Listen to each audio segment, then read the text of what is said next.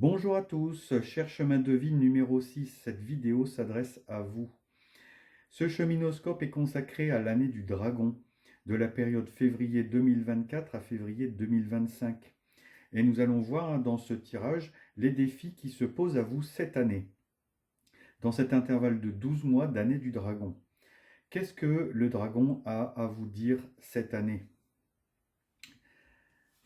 L'énergie principale est une énergie de transformation et le dragon vous demande ici de vous définir. Il vous propose de se définir. Qui êtes-vous? Qui choisissez-vous d'être? Prenez le temps de décider qui vous êtes et ce que vous voudriez être.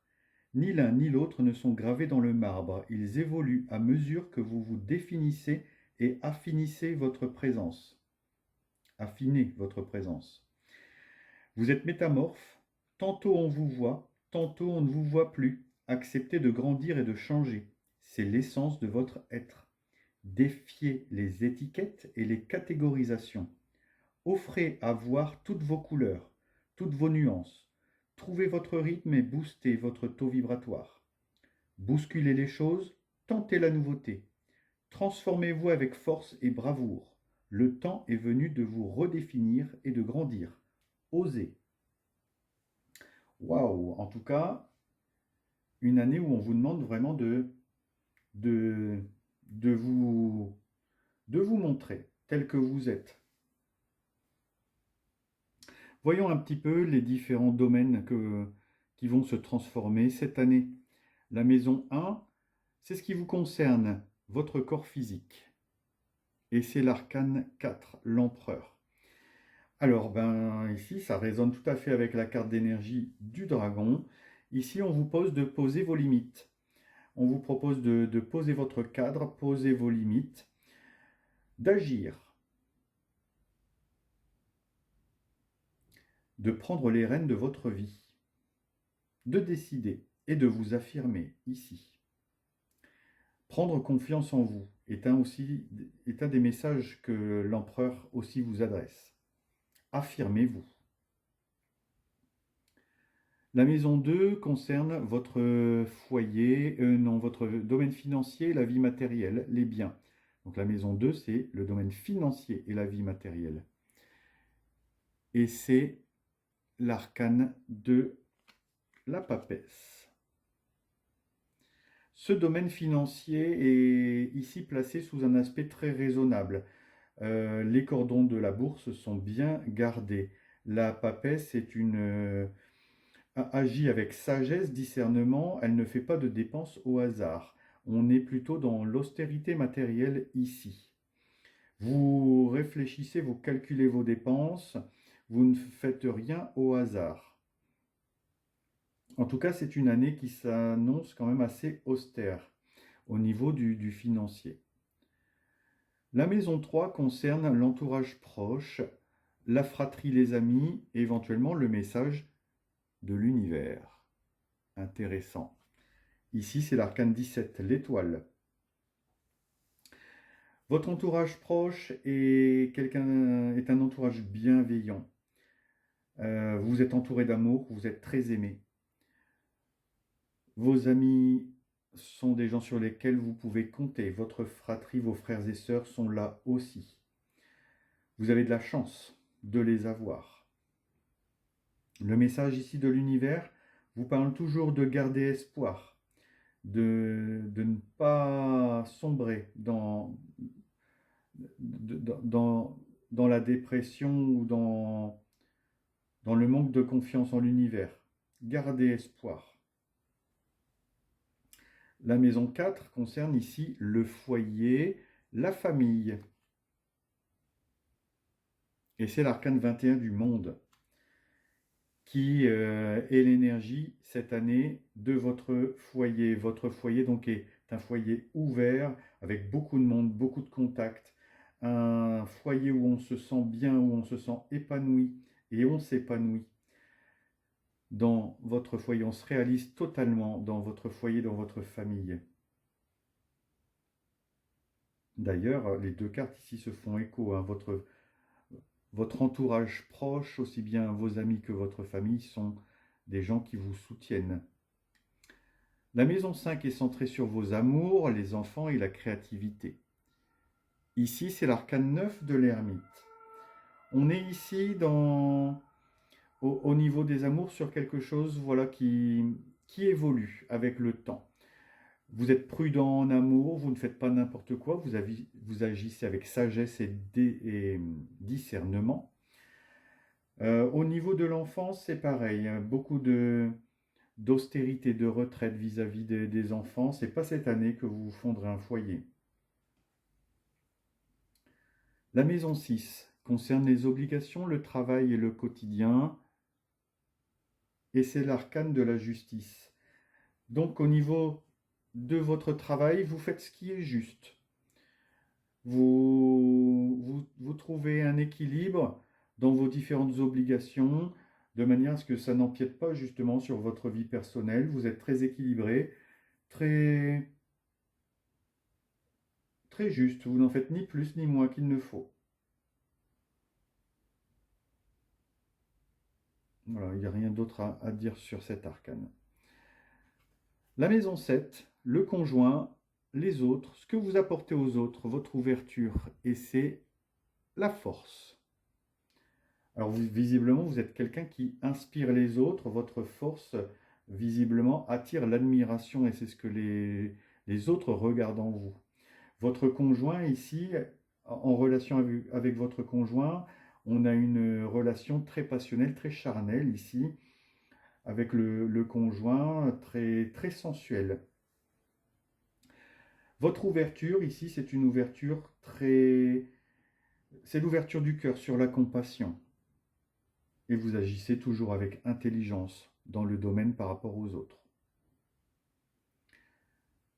Maison 8, les bouleversements, les métamorphoses, ceux qui meurent. Waouh, dis donc, sacré, sacré coup de balai pour vous. Vous avez la tour, l'arcane 16. Et voilà, dans le domaine des bouleversements, ben c'est les bouleversements. C'est ce qui meurt, ben voilà, vous discernez avec justesse ce qui vous bouleverse. Et vous ne vous laissez plus bouleverser par n'importe quoi. Il y a comme l'idée de maîtrise des transformations intérieures, de ce que vous ne voulez plus. Il y a comme une maîtrise ou une espèce de sang-froid sur vous-même. En maison 9, ce que vous apprenez, ce qui est du domaine des études et de l'apprentissage. Alors, intéressant. Vous avez l'arcane 18 de la Lune. Alors, ce que vous apprenez, peut-être, c'est justement aller sonder votre inconscient, sonder vos peurs, sonder vos angoisses. Et peut-être aussi aller sonder votre passé pour y voir ce que vous pouvez en retirer. Éventuellement, il peut s'agir ici d'études, si vous reprenez des études dans un domaine lié au monde de la nuit, au monde du rêve et des projections. En tout cas, de vos rêves, en tout cas, vous allez apprendre beaucoup de choses. Écoutez vos rêves. C'est ce qui me vient à l'instant. La plus importante des cartes, le plus important pour vous cette année, pendant l'année du dragon, c'est le pendule, l'arcane 12. Alors, ce qui est pointé, ce qui est le plus éclairé pour vous cette année, c'est votre capacité justement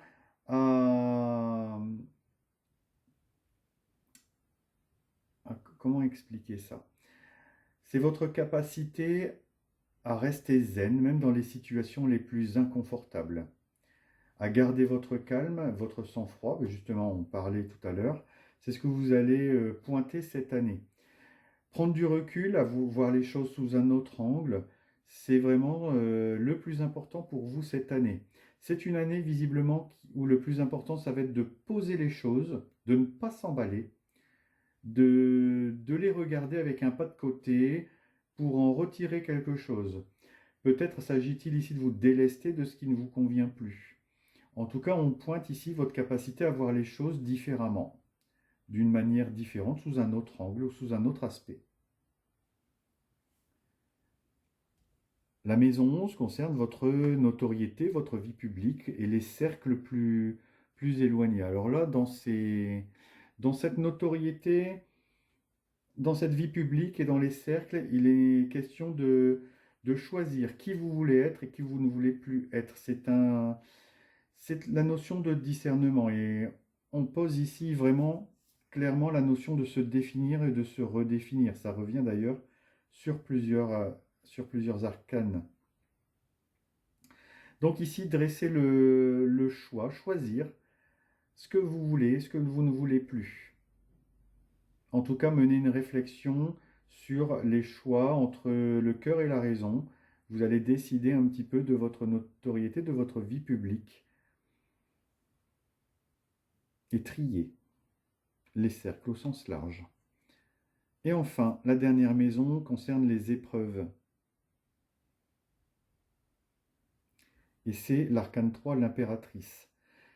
Ici, votre épreuve, ça va être ce qu'on vous met au défi, c'est votre capacité d'expression, de vous affirmer.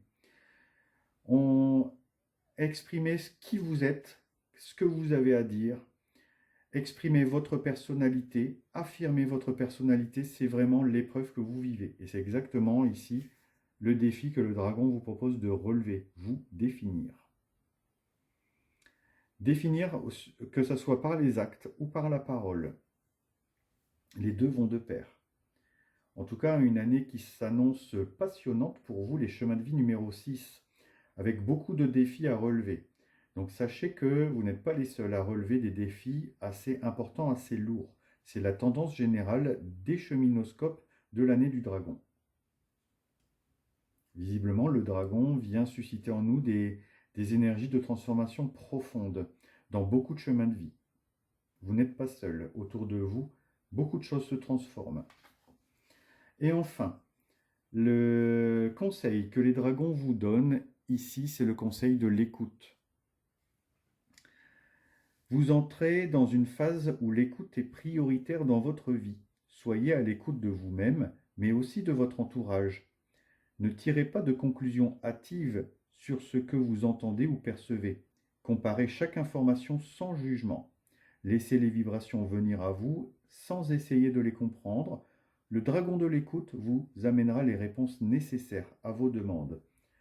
N'oubliez pas que vous êtes très soutenu par vos entourages familiaux et amicaux. Vous n'êtes pas seul. Pensez qu'ils peuvent vous dispenser de nombreux conseils. N'oubliez pas que vous avez votre sagesse intérieure aussi. Votre autre est là et vous soutient aussi. En tout cas, cher chemin de vie numéro 6, voilà la fin de ce tirage. J'espère qu'il rentre en résonance avec des événements que vous vivez, des épreuves que vous traversez ou des transformations que vous avez décidé de vivre. Puisse ce tirage vous guider et vous donner des conseils pour mieux appréhender justement les défis qui s'offrent à vous cette année, pendant cette année du dragon. Sur ce, je vous souhaite bon courage et je vous dis à bientôt pour d'autres cheminoscopes.